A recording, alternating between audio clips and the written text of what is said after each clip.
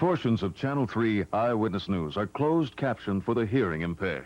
WFSB, Channel 3, Hartford, New Haven. From Channel 3 Eyewitness News, the news most people watch.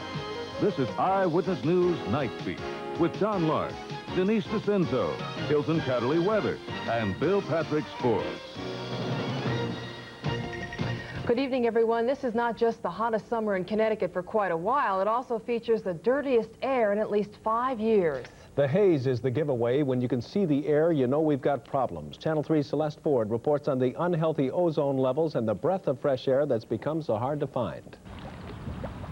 In the sky, the ozone provides protection from ultraviolet rays. But on land, we sometimes need protection from the ozone. As far as air pollution is concerned, ozone is the most difficult for us to control.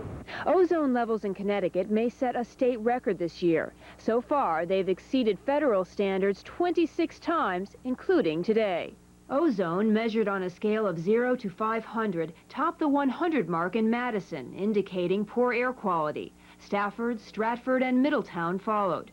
According to the DEP, the problem stems from a high density of car exhaust combined with pollutants carried from New York by a steady southwest wind.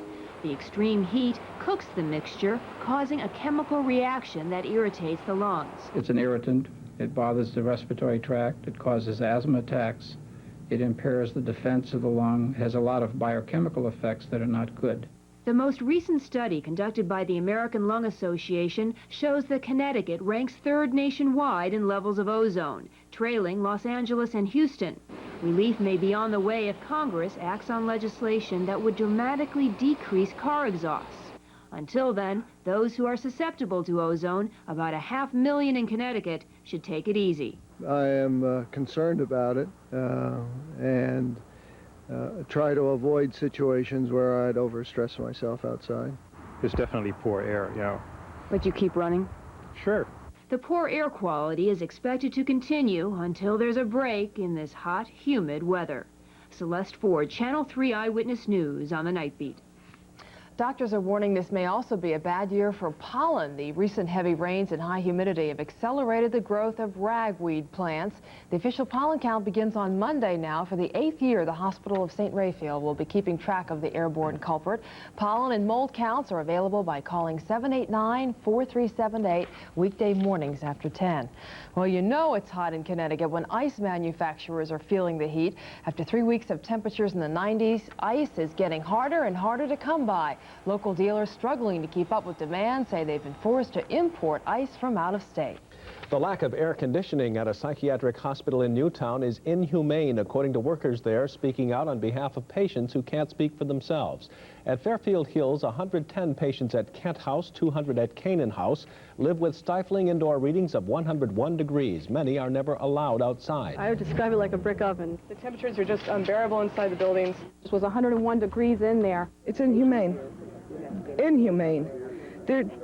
No living human being should have to be subjected to these conditions.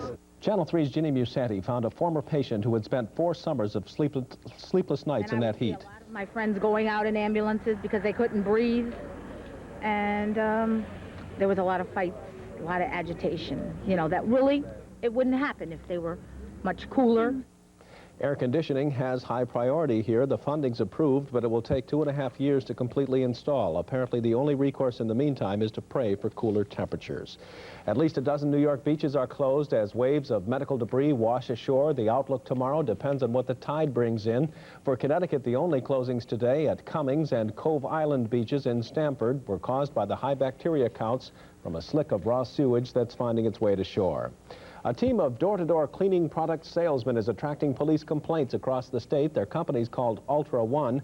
2 of the salesmen were arrested in Westport on charges of stealing and forging a check. Another was arrested for trespassing in Shelton. The entire team is banned in Madison after several applied for police permits, then allegedly gave the permits to other salesmen. West Hartford police arrested a company rep for peddling without a permit. South Windsor's had 3 complaints of high-pressure sales tactics. And the list goes on. A spokesperson for Ultra One tells reporters any questions about the company have to be in writing and sent to the company headquarters in Atlanta. Denise? Well, nearly 3 dozen New Haven parking attendants received something extra in their paychecks today, a letter of reprimand for a sick-out earlier this week. Officials from the New Haven Traffic Authority say they will deduct wages for what they call an unauthorized leave of absence unless an attendant can produce a doctor's note. The letter warns the next sick-out is grounds for termination. A University of Hartford appeal to the National Labor Relations Board may keep the results of a union organizing vote under wraps for more than 3 months. 100 custodial and grounds workers voted today on a bid to join the UAW, and as Channel 3's Bertha Coombs reports, the union wants and needs more units like theirs. The 100 custodial and grounds workers at the University of Hartford say their UAW organizer offered them the strength they lack in numbers. I liked the way she talked. I liked the issues she talked about. And we got together. We had a meeting. And as far as I'm concerned, the UAW cares about people. This year, the UAW has recruited 300 new members in Connecticut, including 36 striking Hartford High players who joined last June. The highlight players simply came to us, knowing that we have some political clout within the state of Connecticut. We also have a lot of interest in working people. These new UAW people are not in the skilled manufacturing trades that have been a traditional union stronghold. But as the country's workforce has changed, so has union membership. Since 1979, the UAW has lost nearly 500,000 members due to cutbacks in the auto industry. But this year, more than 10% of its membership comes from workers who work in non-manufacturing and clerical jobs. And they are the fastest growing segment of the union movement. It's not really just the UAW. Teamsters have been involved in maintenance drives. The hotel and restaurant workers have organized and been very successful down at Yale University with the clericals down there. Years ago, University of Hartford workers would not have been courted by such a big union. Now the survival of unions such as the UAW could depend more and more on the smaller locals, as strikes such as the ongoing one at Colt, now in its 3rd year, become a drain on their resources. Bertha Coombs, Channel 3 Eyewitness News on the Night Beat.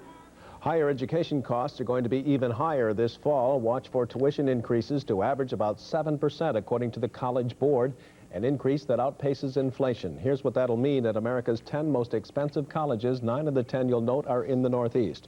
From Bennington College in Vermont all the way down the line, there it is, all the way down the line to NYU, number 10, you are talking roughly $20,000 a year. That's based on tuition, fees, room and board, plus $1,600 a year. That's the estimated cost for incidentals like books and supplies and transportation. Still ahead on the Night Beat, a chemical leak in Nashua, New Hampshire is under control tonight. And movie man Henry Tenenbaum reviews a Russian movie tonight called Commissar.